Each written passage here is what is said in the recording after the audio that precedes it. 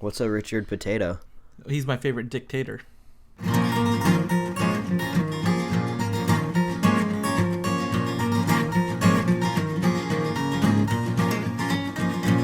modern podcast where Chris and Mike talk about TV, movies, superheroes, and everything in between. It's time for Superhero Slate. Hello, everyone, and welcome to Superhero Slate, the show where we run down the latest superhero entertainment news. We love TV, movies, and superheroes, so let's talk it all out. My name is Chris Dillard. And my name's Mike Royer. And this week, Captain America's Civil War is finally here. Finally. Some Star Wars games impress us. I'll tell you that right now. We're going to talk about those new Power Rangers outfits for sure, and a little more. Yeah, so this week obviously is dominated by Civil War. It's hard to get any more news out when you have like this dominating release, you know? Yeah, totally. So, like, no matter what you do, no matter what people put out, the reviews and the rumors and like the speculation for Civil War, like even like what the box office is gonna do, like overpowers everything else. I'm even just as we sit here, like I'm looking at my normal news site, and 1, 2, 3, 4, 5, 6, 7 of the 7 articles are Civil War related. So there we go. Yeah, it's a good problem to have for Marvel. They're just dominating the news cycle. But I've been starting to see some set images from other movies pop out in the last 2 weeks. So I think we'll have some new trailers popping up here soon. I have a feeling a lot of studios are just like, let's wait until Civil War gets out, and then once that dies down a little bit, we'll start dropping new stuff. Yeah, honestly, I'm even kind of like looking at it, I'm like, well, I kind of had to add some of this in there because I don't know like what else we could do. I'm scraping the bottom of the barrel is what I'm saying for news this week. But that's okay because, you know, knowing us, we can stretch anything out into a full show because that's what we do. And, you know, honestly, I think I'm even more excited for our Civil War Spoilercast because I have so much to say about that movie, and I feel like I don't want to say it here. But oh man, I don't even know. Well, before we even launch into Civil War, which is going to be a good chunk of our recording session today, you had a chance to go to Free Comic Book Day yesterday, which unfortunately I didn't. So I want to know what I missed. So Free Comic Book Day, as if anyone knows or doesn't know, it's a day of the year where comic book stores get these free comic books from publishers.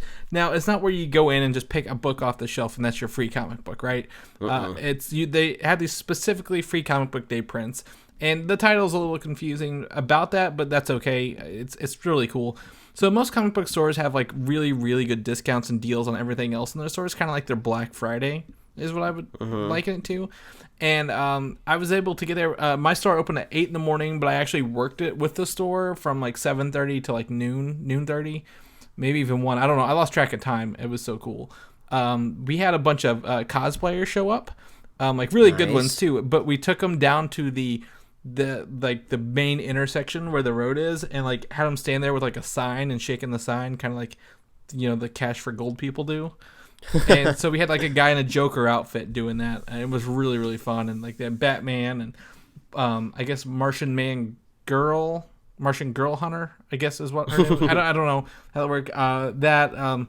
You know, a Black Widow, a Black Cat, you know, various stuff, and it was really cool. I had a really good time. I actually bought some books for those who are interested in what we do read and what comic books I do like. I bought East of West. I've actually been seeing that as a recommended book pop up quite a lot on Amazon compared to, you know, what else I buy.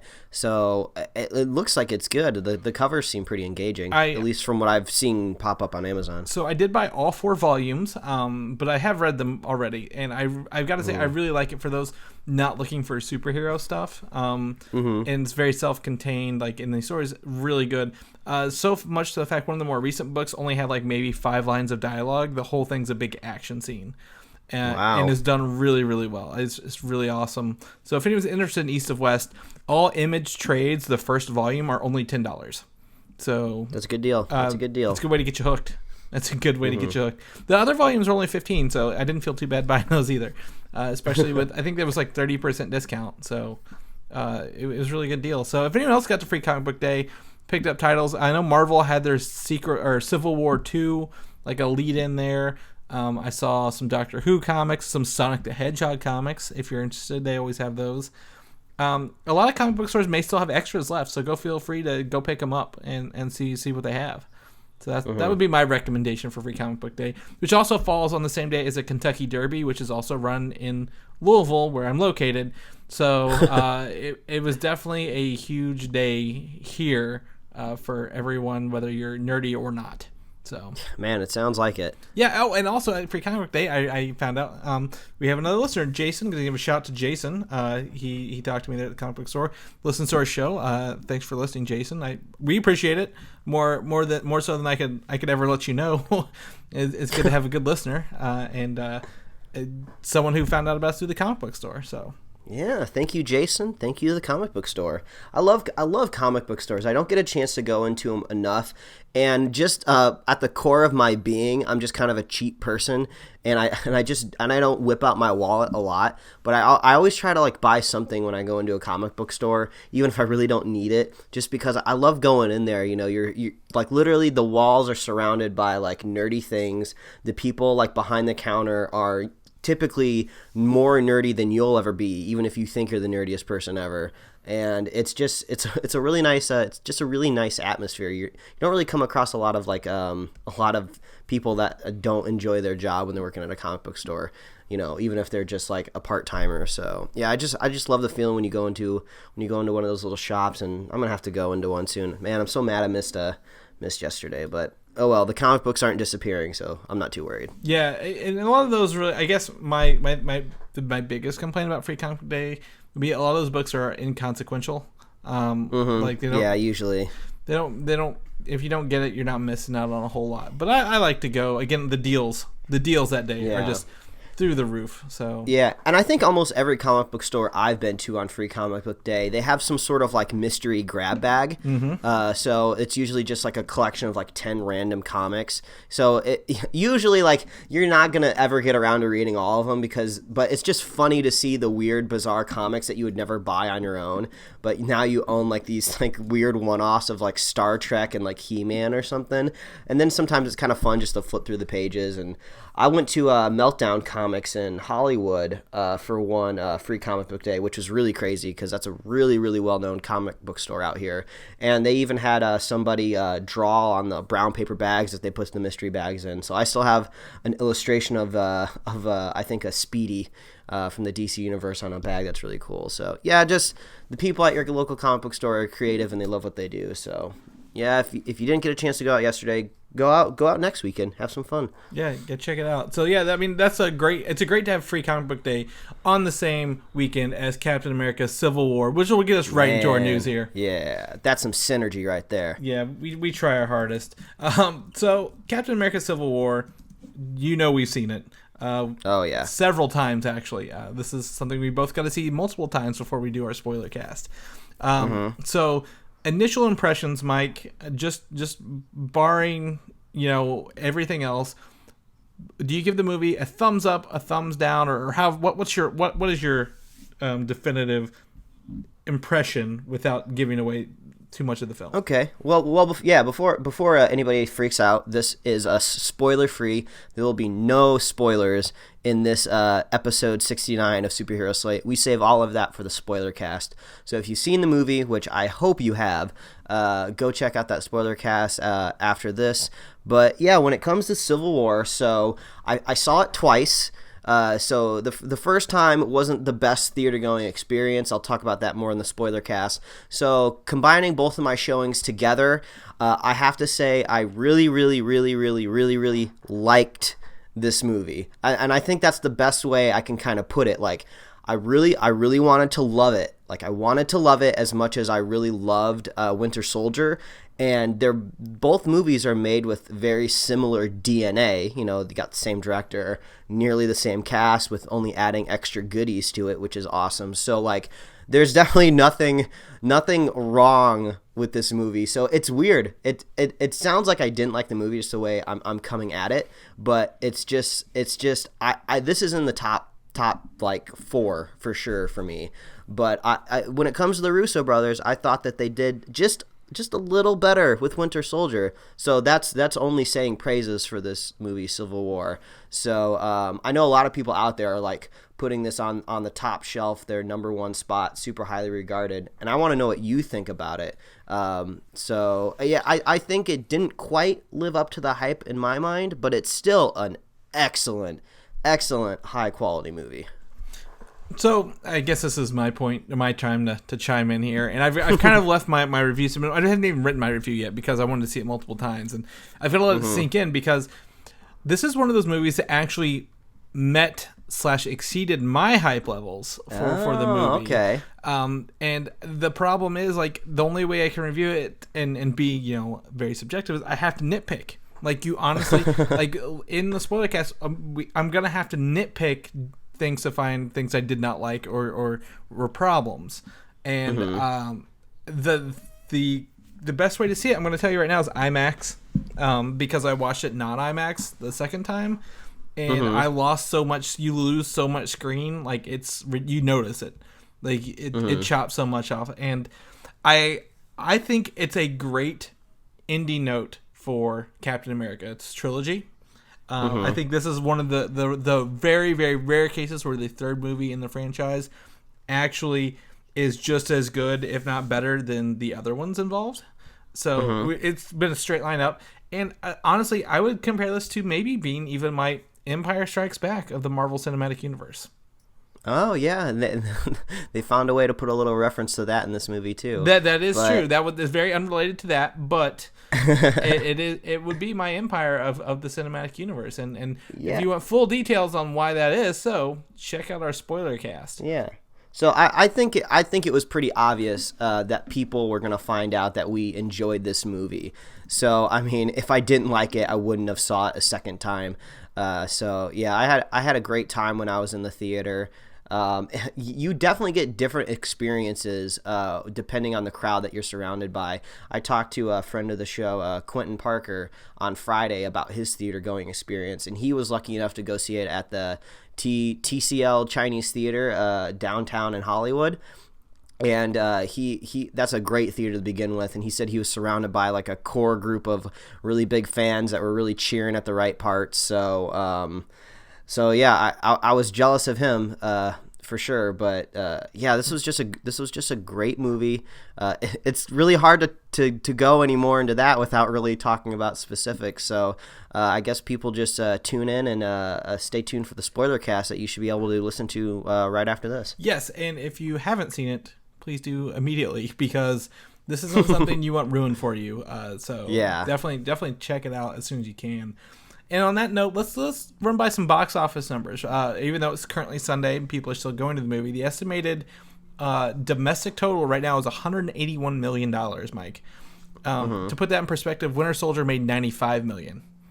Gotcha. So it's doing, I guess, a lot better. It's the number 5 opening of all time.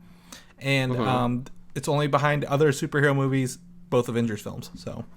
So is it number 5 of all time just right now, or is that slated to possibly go up by the end of the day? I'm not too sure how those numbers get reported. I don't know. I don't know where they consider like the date, and this is an estimate. It can be adjusted at the end by tomorrow or Tuesday. But the estimated intake is 181 million. Worldwide, it is currently sitting at almost 700 million. Man, that worldwide gross is impressive. Yep, and I honestly, I mean, I hate doing this, but if we gotta look at where Batman v Superman says, I don't think it made $1 billion, and we are only on the first weekend we are 300 million away from making $1 billion. Yeah, well, it's like you know what, I know that you said you don't think people should necessarily compare Civil War to a Batman vs Superman. But once you kind of see both movies, there are kind of underlying themes that both movies really run on, and they're very similar. And you got heroes fighting each other, you got civilians worried about the heroes. So people are inevitably going to compare these two, especially when they almost came out on like in the same like within a week of each other, almost on the same weekend at one point in time. So I think we're going to get into that a little bit on the spoiler cast, but those box office numbers don't lie. People liked the movie. They don't lie, and I'm only excited to see what if it breaks any other records along the way. So knock on wood. As for Civil War, I have a note here about fun stories, but I'm going to say this for the spoiler cast. Honestly, I had 2 drinks before I went into this show, so I've got to talk a little bit about that, and then in your non-optimal going experience. So again, that's our plug to stay tuned for the Superhero Slate spoiler cast for Captain America: Civil War. Yeah. So. Yeah, it's the whole reason why we have to separate this into a whole different episode. We got too much to talk about. It is so true. It's awesome. A great, awesome thing. Love it. However, let's focus on the future a little bit here and talk about Avengers: Infinity War, the Russo brothers' next movies. So this was a big, exciting bit of news this week for both of us that Avengers: Infinity War Part 1 and Avengers: Infinity War Part 2 will be getting renamed. Yes, and I think I even brought this up a couple weeks ago when we were talking about the Infinity War, is I was really hoping, I was like, I hope they rename these movies, because I'm not a big fan of Part 1 and Part 2. It's not a very sexy name, and I think it deserves a little bit more love, so I'm looking forward to see what they're going to name these. Yeah, so a couple things is one of our listeners and one of my friends, Brian Smith at Comic UI, mentioned, what if one of them's Avengers Infinity and the other one's Avengers War? Like, just split them up, like, down the middle. Yeah, maybe. Because mostly the reason that comes from, Infinity is a series from Marvel that involved Thanos coming to Earth and trying to take it over. And then Avengers War would be, showing, I mean, it's a little close to Civil War, but I mean, I could see it working in the long run. But I trust Marvel. I trust the Russo brothers. We've not seen them really stick to numbers on movies in Marvel, other than Iron Man and possibly Guardians of the Galaxy, which I think they're going to stick with the Volume 2 title. So that's I don't know what else they could come up with. Simply because, again, after watching this movie, it's not a direct adaptation of the comic book it's named after. It's more of an homage to that. So, if you get what I'm saying. Oh, I mean, I totally get it. Obviously, we see with Civil War and these other movies that they can't do exactly what they do in the comic books. So I'm curious what they're going to name them. I'm excited because so is it going to be like Avengers : Infinity War : something else, or is it going to be just like, I really like the name Infinity War, so I wonder what they're going to end up doing there. Man, only people as nerdy as us will get so concerned about the subtitle of a movie, but I don't care. Yeah, no, I don't blame you. I mean, I think Avengers: Infinity War, I don't know, the fall of Earth, it's a little long-winded. But I could see Avengers: Infinity War being the top, and then they just calling them by their subtitles, like Captain America. We don't say Captain America: Civil War. We just say Civil War. So I mean, but again, one of them could be Infinity War, and the other one could be, I don't know, whatever else they want to come up with. It's really hard for me to think because we don't know the story and how that kind of falls along. But again, I think that helps distinguish that these films are separate. They're not one movie split into 2 parts, but these are each individual standalone films that kind of bookend Phase 3 / the first chapter, I think, of the Marvel Cinematic Universe in a big way. Because, I mean, it's Thanos, right? Like, we've been waiting on Thanos since Avengers 1, so I'm glad to see that coming our way. Yeah, we'll have to see how big of a part he plays either in Part 1 or Part 2 of these movies. I'm excited for Infinity War. I don't know who couldn't be. But, yeah, I'm waiting for those new titles. Will be pretty sweet. Yes, also, the films start filming this November. So, by this time next year, we might have titles, Mike. That's tricky to think about. And we don't know if they'll be at San Diego Comic-Con, so when will we hear about these? I don't know. Maybe it'll be a nice Christmas present. We'll just have to... We'll have to hope. Wrap it up and send it to us on a bow. Maybe that's how Kevin Feige unveils things. He sends Christmas cards, and that's on the Christmas cards. Like, oh yeah, P.S. Avengers: Infinity War will be this. Like, it's just on his Christmas card. Kevin Feige can pretty much do anything he wants at this point in time. He's a money printing machine. Yeah, it's true. And also Kevin Feige, with every new movie comes out, he gets a little more verbal than he usually does. And this week he talked a little bit about a Black Widow movie. Yeah, this was kind of talked about earlier in the process. I want to say like back in phase 1 maybe, and we haven't heard anything. Yeah, so a lot of people are claiming for a Black Widow solo film, and Feige confirmed that they are committed to making a solo film for Black Widow, but probably not till phase 4, and that's my bit there, because phase 3 is kind of already booked up. I don't know how they can add any more movies in there and not kind of, blow it out. That's what I was thinking too, and a lot more people are going to be talking about phase 4 in the future now, just because that's going to be kind of this uncharted territory for Marvel once they get these big blockbuster Avengers movies wrapped up. We can probably do like a second standalone Spider-Man movie. Maybe we'll get lucky enough to get the Fantastic Four. We can trot out those characters and be like, okay, now we can do this Black Widow movie since we have some time. I mean, man, Black Widow really kicked some ass in Civil War. They did some amazing fight choreography with her. She didn't really fight like a woman. She just fought like a human that was really good at fighting. She fought like a spy. A lot of times when I was watching her, especially near the beginning of the movie, I felt like I was almost watching like a female, like kind of Jason Bourne type movie where she was just like kicking ass and like taking names, and I was like, I could see a standalone Black Widow movie now that I've seen her in Civil War very easy. If she was just doing some really gritty spy work, maybe not even a whole lot of superhero stuff going down in there. I think that would be really, really cool. So I think a Black Widow standalone movie could definitely work. I don't know what my opinion would have been a week ago, but after seeing Civil War, she really killed it. Yeah, I agree. And I think one of the things Marvel's going towards in this phase 3 is that a lot of these movies may be like solo titled, but they're not solo films. And that's something that's really becoming really strong. Like, an Iron Man movie by himself, yeah, that was good, but like if you keep doing it, it kind of gets boring.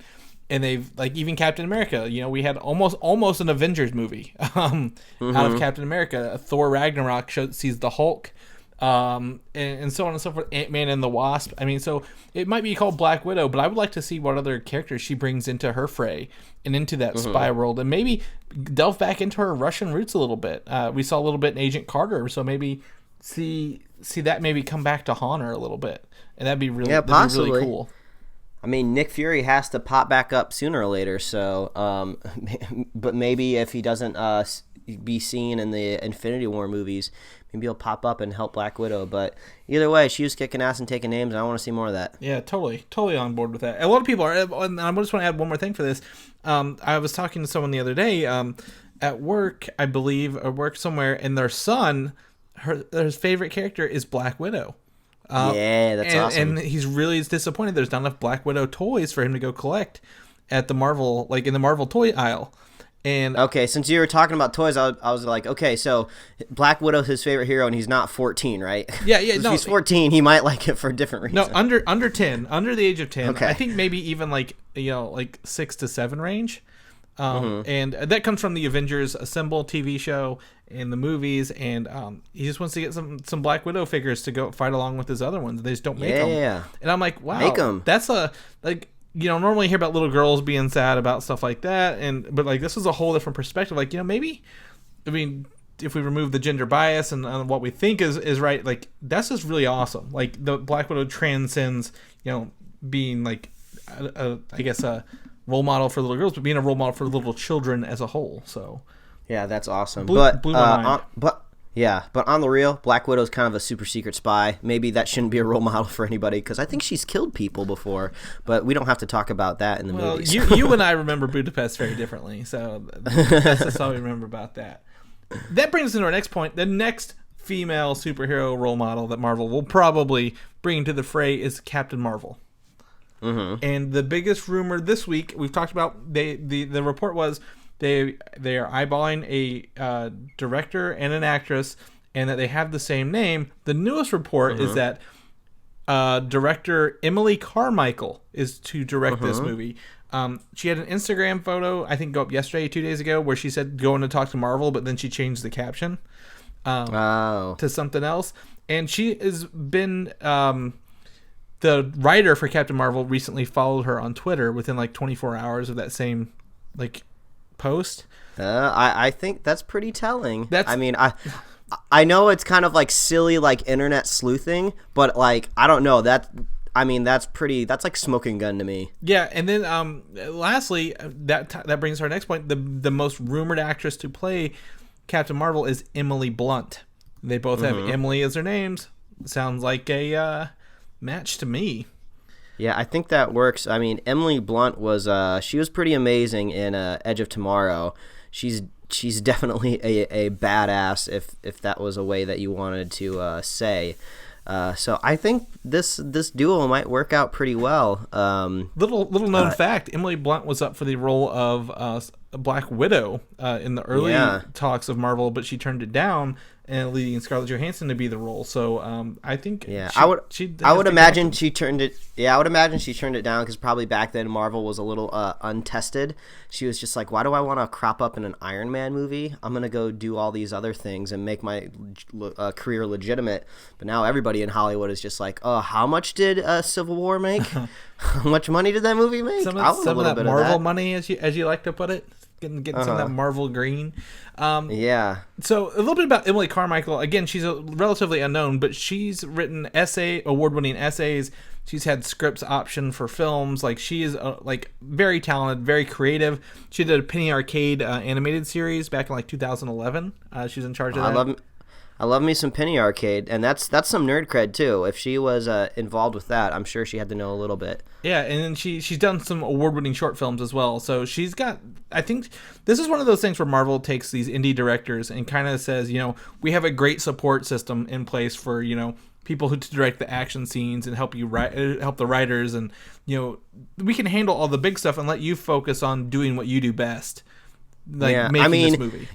Yeah, she is pretty unknown, and just browsing through some of her credits, it looks like she was even an animator at one point in time, which is really, really awesome. Really speaks to my heart a little bit. So yeah, I love it when Marvel they have like this keen eye. They're just like, the way to make good movies is not to get the best director. Like we don't care if we can get Steven Spielberg to do an Avengers movie. We want to find that diamond in the rough, somebody that's going to be up and coming and can really grow here at Marvel Studios. So far they have not let us down with these kind of more obscure picks. So yeah, I'm excited to see what Emily Blunt might look like as Captain Marvel, because Captain Marvel has had so many different looks over the years, like short hair, long hair, blonde hair, different costumes. Like I want to see how that culminates together on screen, and whatever it's going to be, I'm sure it's going to look badass. Yeah, I can't wait for the casting announcement to come out later this summer, which we will, of course, be reporting here on the Superhero Slate show. Oh, you know it. So that kind of brings me, again, to our next point. Great segue here, in that Doctor Strange has hired an Oscar-winning composer to do his music in the form of Michael, I think it's Giacchino? I don't know.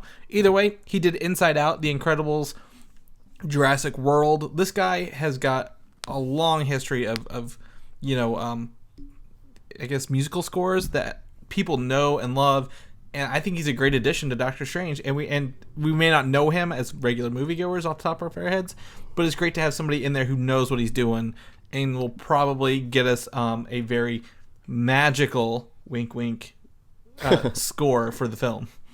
Yeah, I finally got to see the Doctor Strange trailer on the big screen in front of Civil War, and man, those trippy Inception-esque effects look even more impressive on the big screen, and I can only imagine just a stellar score going with that, and it's going to be a really, really good November. It's going to be a good winter this year, so if you're not one that likes snow that much, at least you got another Marvel movie to look forward to, and you got also Star Wars to look forward to. Yeah. But it's weird because I feel like Doctor Strange is like, oh man, that's just a few months away. We're gonna have that soon.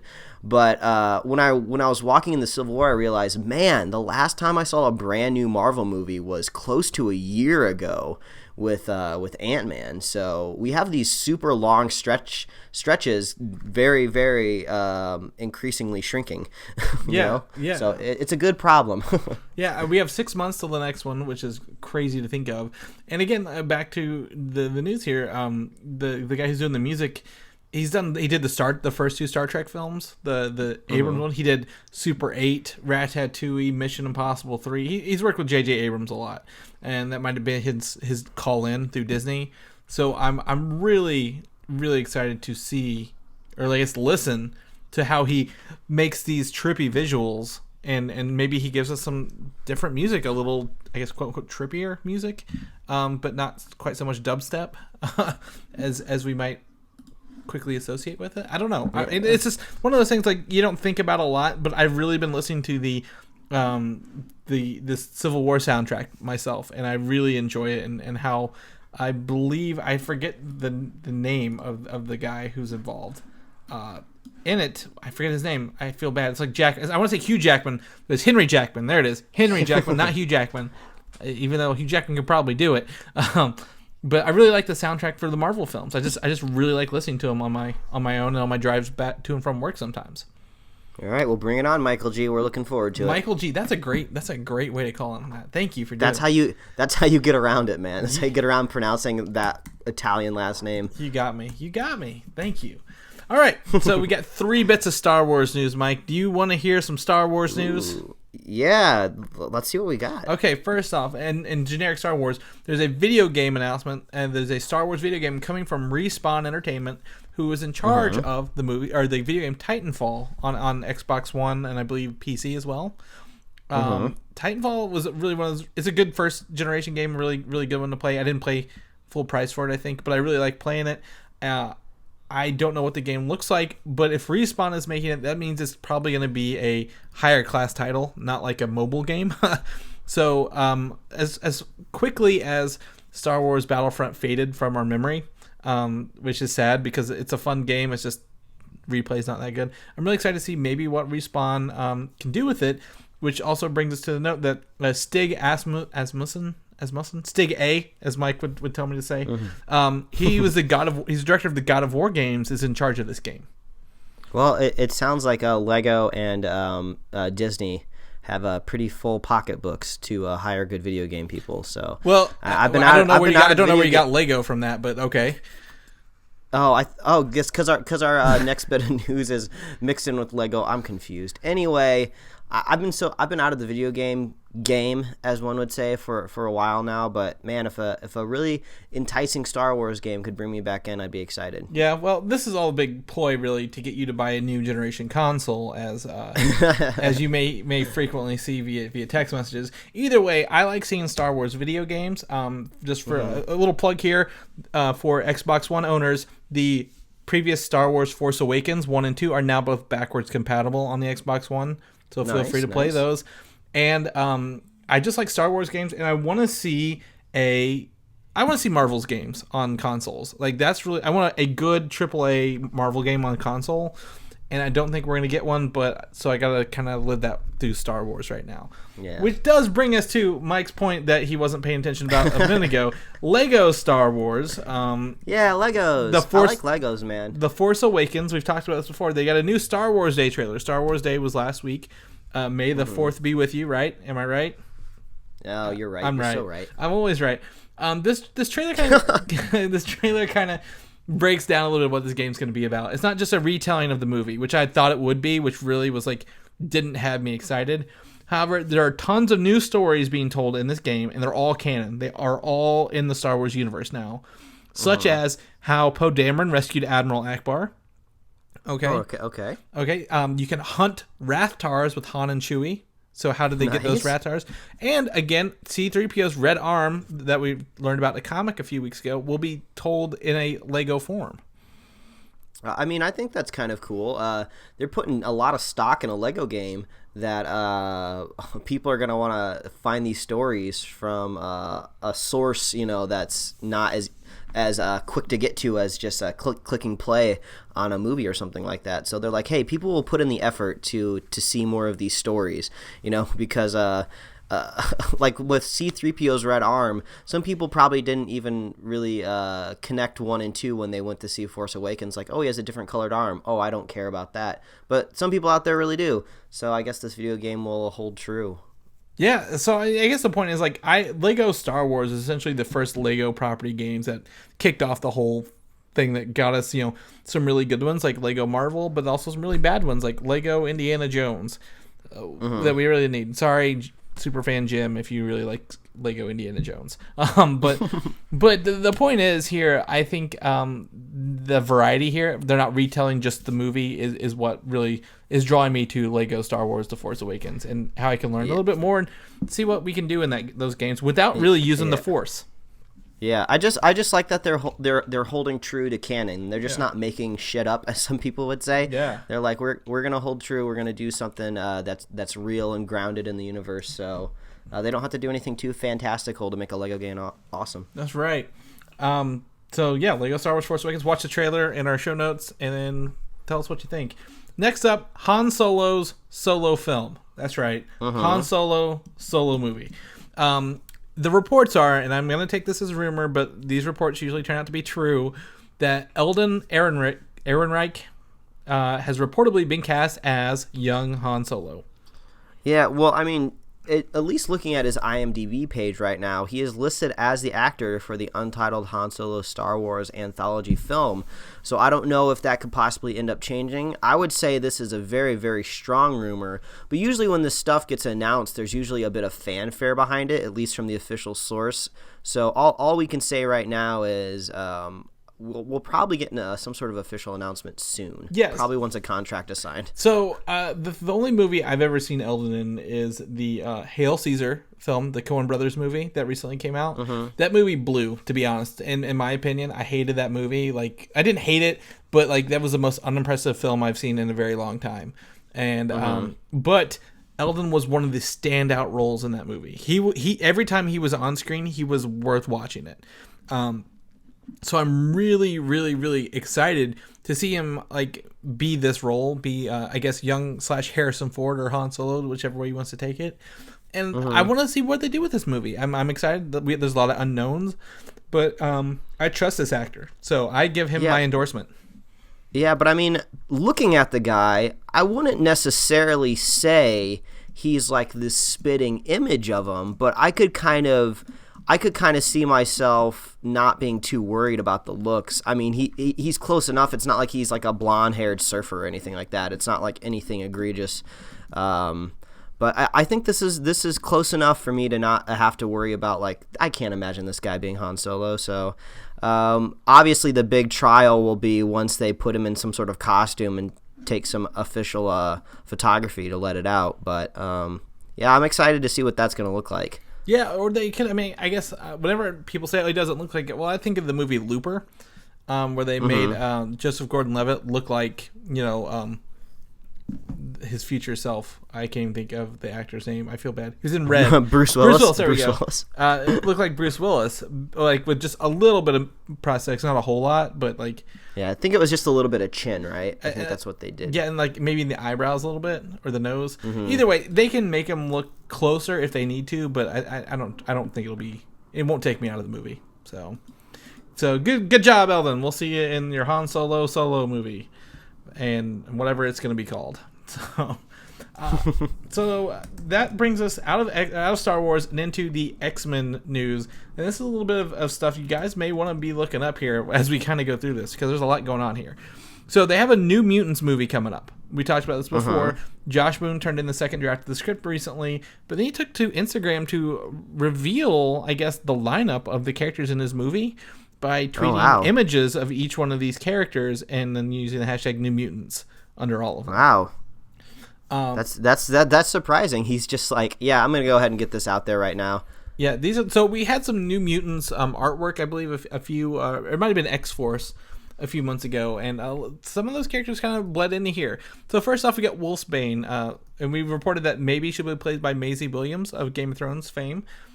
She is like a werewolf kind of mutant. She can turn into a werewolf and sometime. So her name's Wolfsbane. That makes sense. We have Magic with a K, believe it or not. She is the little sister of Colossus, and she can like open portals to, like another dimension of kind of like a hell dimension, and she can move around. It's very very I guess sorcery powered, mystical. I don't know how they're gonna play that off, but she is related to Colossus.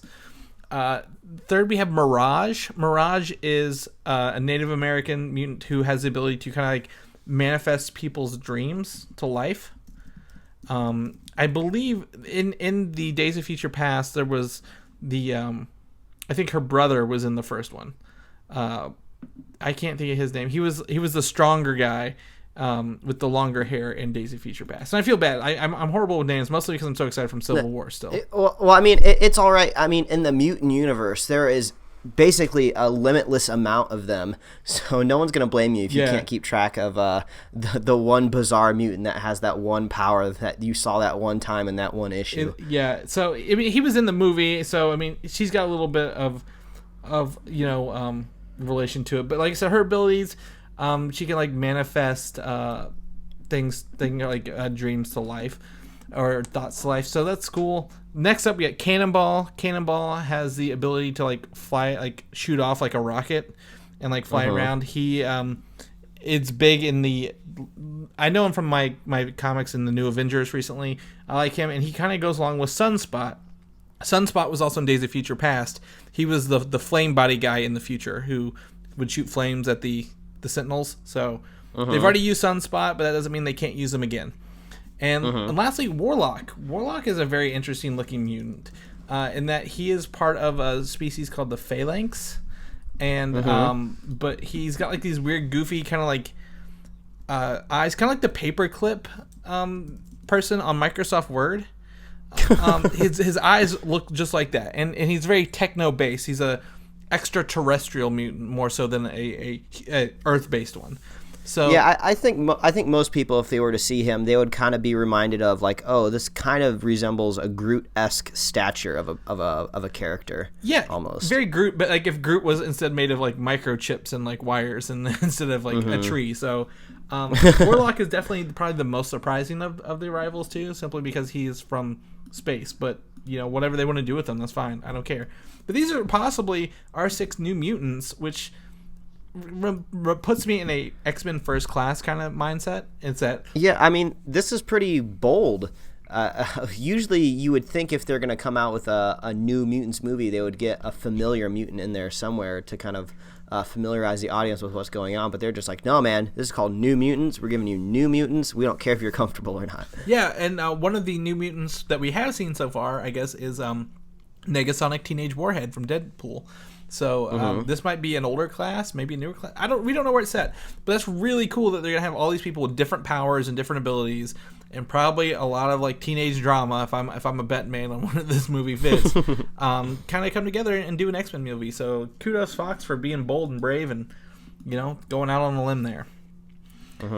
I'm gonna just jump in. We got some Batman news with The Killing Joke. Are you familiar? Have you read it? I am very, very familiar. I have read it, and I own it. Okay, great. Well, whoa. That's one of those times Mike pulled out his wallet at a comic book store and isn't afraid to admit it. Actually, I got it as a gift from my brother for Christmas. Well, so I didn't pull out any of your wallets, but way to ruin I that read one it, for me. And it was good. So The Killing Joke is being turned into an animated film, and it's R-rated. Okay, an R-rated animated film. Can you imagine that to begin with? Like I can't believe I'm saying that in the same sentence.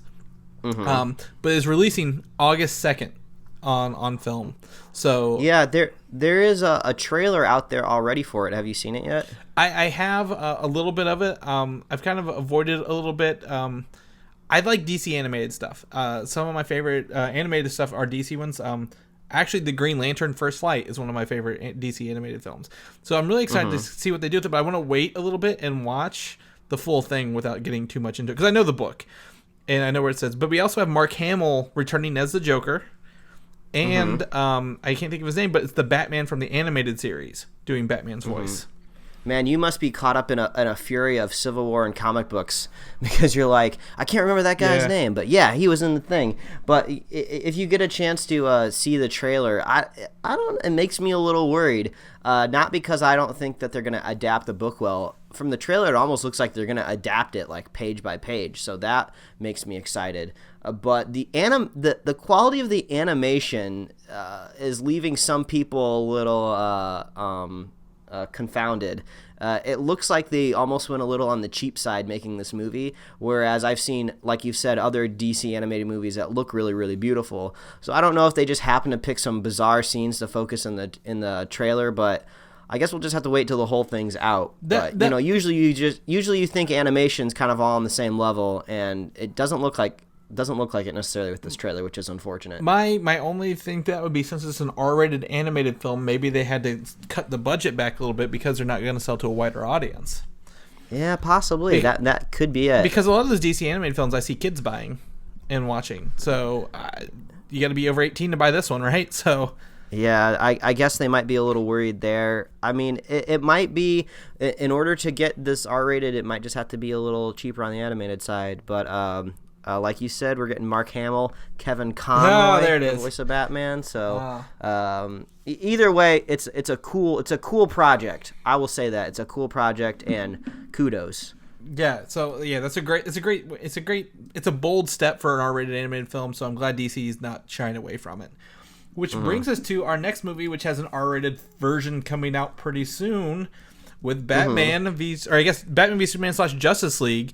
Justice League has added Ben Affleck as an executive producer to the movie.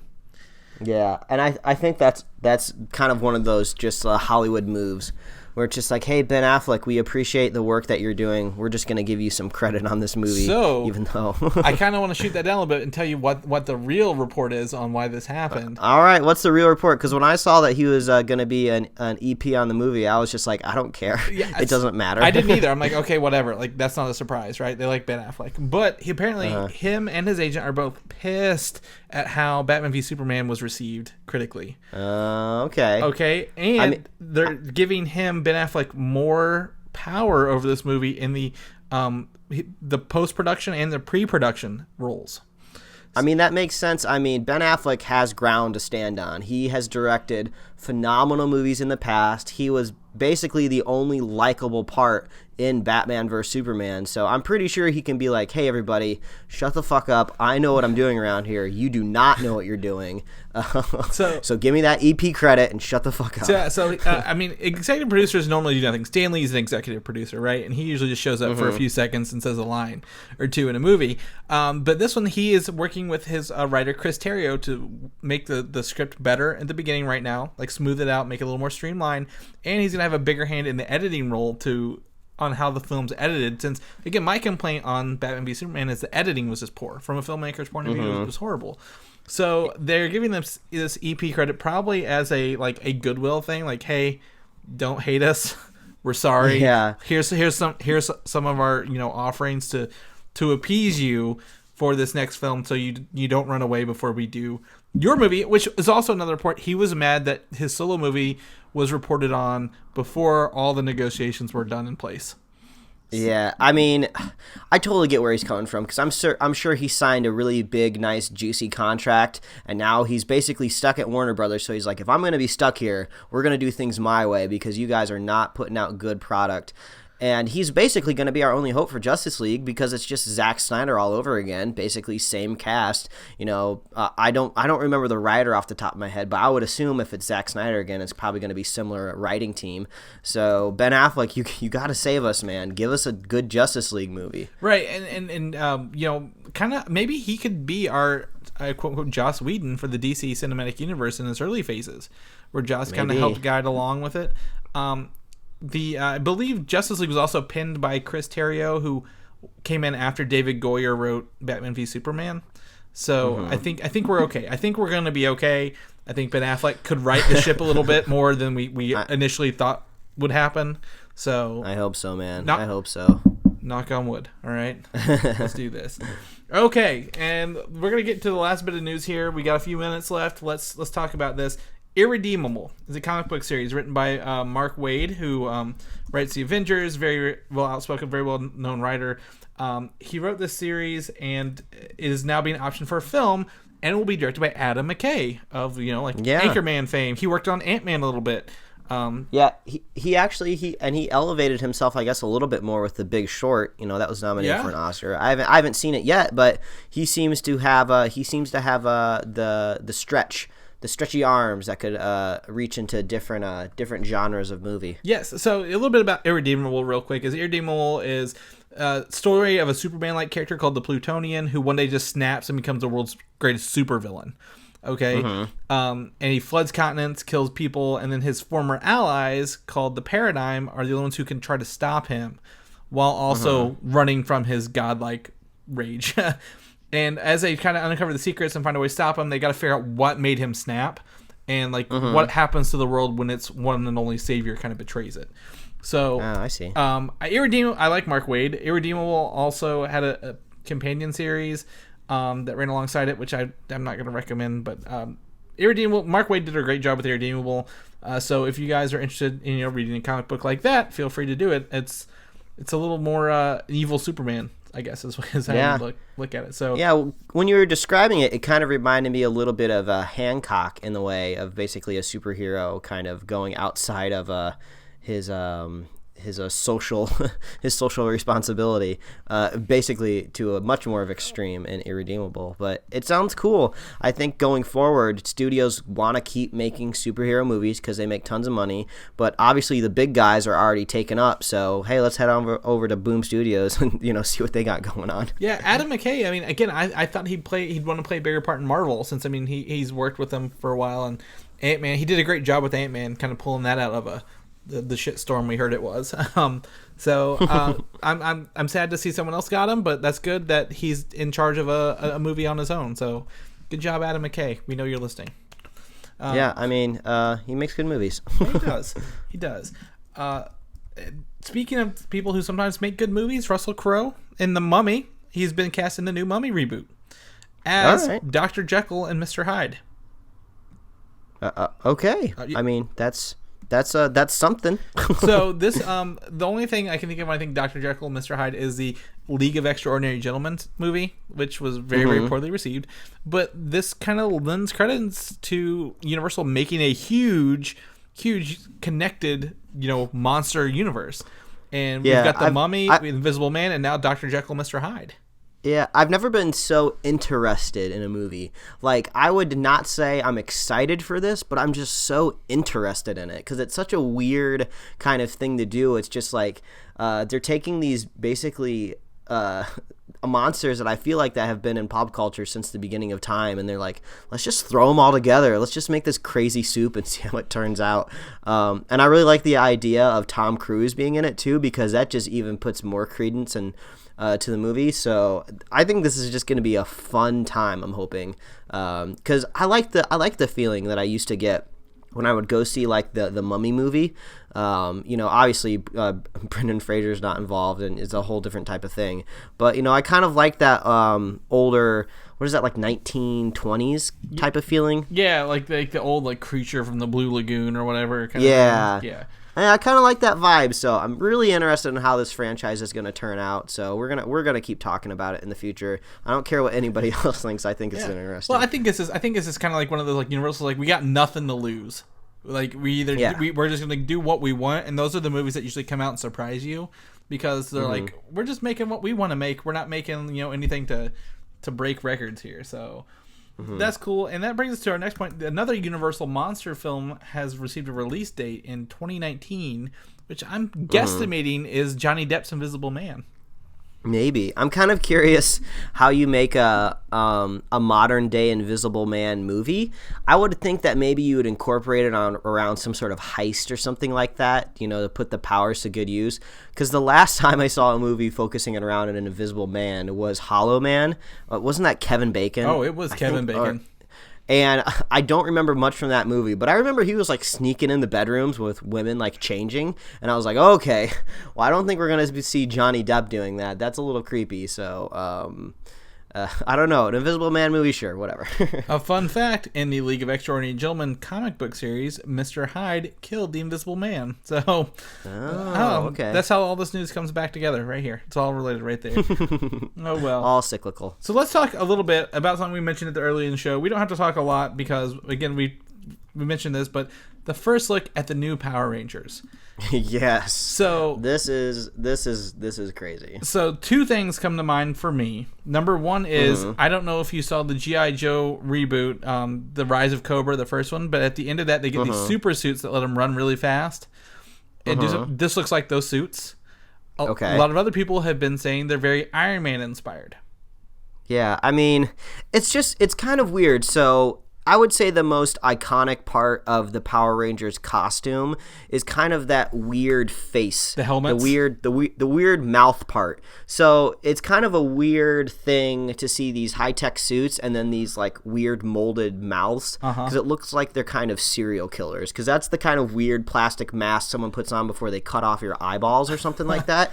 So it's just kind of weird looking at it, but at first, I was repulsed by these. I feel like I've been warming up to them the more and more I open up the image and I look at it over the last couple days. The paint job is really bizarre. Like, I think it would have been better to do more of a flat paint job, but there's some sort of weird, like, texture in it, almost like they had a bunch of paint left over after painting some hot rods, and they decided to throw it on these guys. It looks kind of weird, but one thing that I totally missed when I looked at this, like, you look inside of their little glowing chest pieces, and it looks like there's like a freaking galaxy. It's so, like so it's like emanating. There's like some sort of depth to that, and like and I think that's really cool. Yeah, so that I keep looking at that, and I'm like, what is this powering them, and like how different that is from the plain white triangles. And just how different it is from the show, because obviously the show is made for kids. It's the same they wash, rinse, and repeat to make the same episode over and over again. So I'm not looking for them to stay close to canon when it comes to a Power Rangers reboot. But yeah, I like that weird thing glowing in them. That's kind of cool. Yeah, I'm sad that their belt buckles, where they always say transform and they hold it up, like blends in with their suits a little more now than it used to.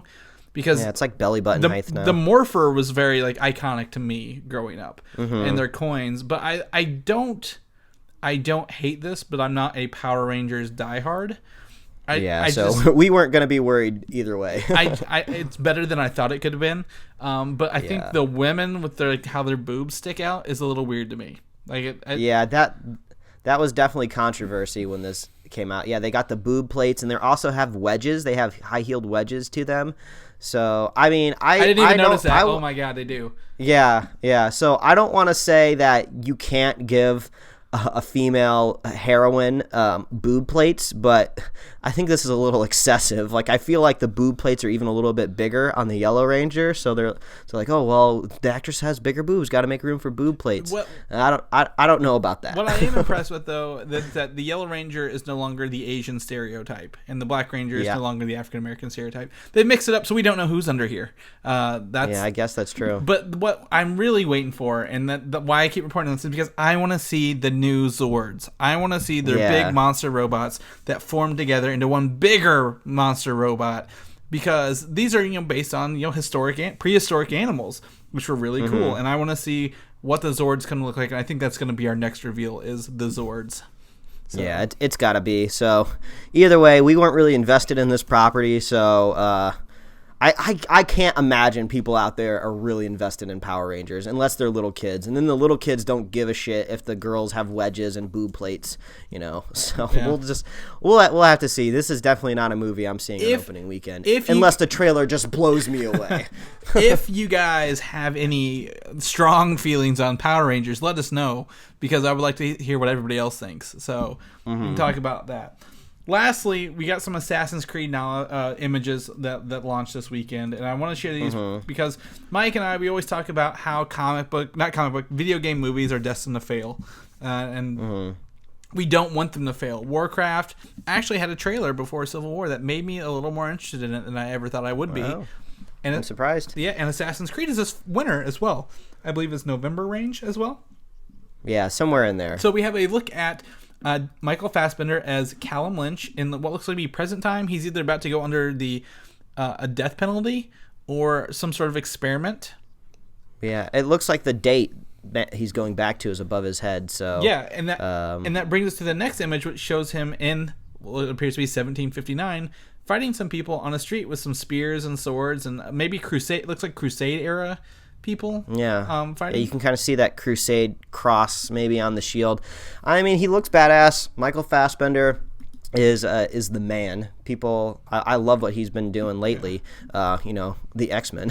So I think Assassin's Creed has a way better chance than Warcraft does.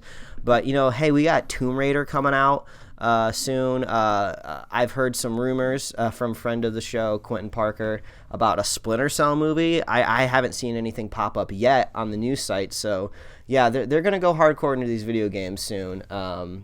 And this is probably a good start. Assassin's Creed, it has a cool concept. So we're getting official shots now from the set. Mm-hmm.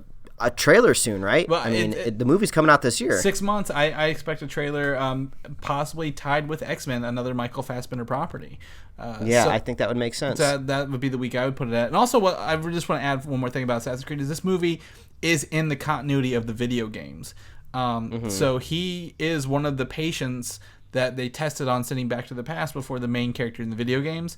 So he could either be before or after. I don't know, but I think that's really cool that they're making this property that continues on in their video games, but also exists in a movie version as well. I think this is kind of what Microsoft maybe wanted to do with Halo years ago. And we'll never see a Halo movie as long as we live, Mike, to be honest. But I think Assassin's Creed is a good step in that direction. I think I trust it more than Warcraft does, even if Warcraft does have a lot of people behind it. So that's my Assassin's Creed news for the day. Yeah, well, what a week. We managed to always get like a decent hour of news every week. Because like last week we had like 3 pages of notes and we had to rattle through things pretty quickly. We had to move the train along. This time around we had a scaled back version, but we were able to spend a little bit more time on each subject. So I hope people dug it. Yeah, totally. And don't forget, our Civil War Spoilercast is available at the same time you listen to this. You can listen to it before. You can listen to it after. We don't care. Just listen to it if you've seen the movie. Yeah, we're not doing a remix of it, so I don't care how many times you ask me to remix our podcast, Mike. We're not going to do it. So, oh man, come on. Yeah, okay, maybe I'll think about it. Well, in the meantime, if they want to follow you, Mike, and all your artwork and funny comics and things that you share, because you do a lot of Star Wars comics, and I forgot that until Star Wars Day came about and they were shared. Where can people find your artwork at and follow you? Yes, Star Wars Day, the greatest day to repost Star Wars things you've done in the past. But yeah, if you want to follow me, you can follow me at Mike Royer Design on Twitter and Instagram, and you can read my webcomics as always at pickledcomics.com. Chris, I was super excited that you actually did end up tweeting a picture of the shirt, I guess the wardrobe you wore to Civil War, like you promised everybody you would. So if people want to keep up with your life, where can they follow you? So you can follow me on Twitter at Valdan, Valdan. I post stuff on there, like today, where I realized I was drinking a Seagram's Escape in the shower instead of a beer. So go ahead, make fun of me for that. I don't care. You drink the most unmanliest things, but I think it's totally fine. You're just like screw society's skewed view on alcohol. I'm drinking whatever. That's right. As long as it's delicious. It felt like I was on the Bahamas in there, like in the beach or something. So you can follow me on Twitter, like I said, at Valdan, or Comic UI. This current weekend, I will be going to Motor City Comic Con in Detroit, representing both Superhero Slate and Comic UI. I have in front of me 1, 2, 8, 9, 10 Marvel animated movies plus 1 live action movie that I will be giving away in person at Motor City Comic Con. Nice. Awesome. That includes Planet Hulk, Hulk versus the Thor Tales of Asgard, Black Widow versus Punisher, The Invincible Iron Man, Doctor Strange, the animated movie, which is one of my personal favorites. Oh yeah, I think that's required watching before that movie comes out this year. Yes, Ultimate Avengers 1 and 2, and Next Avengers: Heroes of Tomorrow, and then Ghost Rider: Spirit of Vengeance on DVD, which no one will probably take off my hands. I upgraded all these movies to Blu-ray recently, so I'm giving out my DVDs. Nice. You're so nice. I try. Well, you know how much shelf space you can save by switching to Blu-rays? I feel like a Geico commercial when I say that, but I mean I know you can. Don't even tell me how much I can save by switching to digital. Okay. That's what I was just about to say. I know you were. I could hear. Did you buy Deadpool on digital yet? Yeah, I'm about to, because I really want to rewatch it, and I'm not a big movie rewatcher, but man, I want to rewatch it. So yeah, we didn't get a chance to bring this up in the notes because I think this kind of fell in between the cracks of like this week's episode and last week's episode. But yeah, Deadpool is breaking records digitally, so you cannot stop the Deadpool train. Yes. So I'm gonna have to jump on that train. Most digital, I think, orders or pre-orders in a certain time frame. I think it had like blowing records out of the water. And also, don't forget, if you want to own it on Blu-ray or DVD, it is out May 10th this week. So there's our Deadpool plug for the end of the show. If you made it this far, now you know, and you have the secrets. Yeah, exactly. And well, guess what? This show, you don't have to spend anything on. It is free, and you can get it right into your ears by simply going to superheroslate.com. That is the best place to find all the outlets that we put the show. We're on iTunes, YouTube, Google Play. We're on SoundCloud, Stitcher, Tumblr. Subscribe and get us right to your email inbox. You can like us on Facebook. You can follow us on Twitter. If you're a fan of the show, head on over to iTunes and leave us a review. It's super helpful. Helps us rise in the ranks of the superhero echelon podcast. And if you're a super fan of the show, and we got some super fans out there, and I love you. I love each and every one of you. If you're a super fan, share the show with a buddy. And we'll keep on growing this thing, and we'll be here every single week. Yes. We only take a week off if it's like a major holiday, and like one of us has to fly across the country. But we guarantee 50 weeks a year. And sometimes, again, I found our listener Jason knows we do more than one a week. Like we did 3 a week for Batman, Daredevil, and a regular show. So you get 2 this week. So hope you guys enjoy, and thanks for listening. We'll catch you guys next week. All right. Bye, everybody. Bye.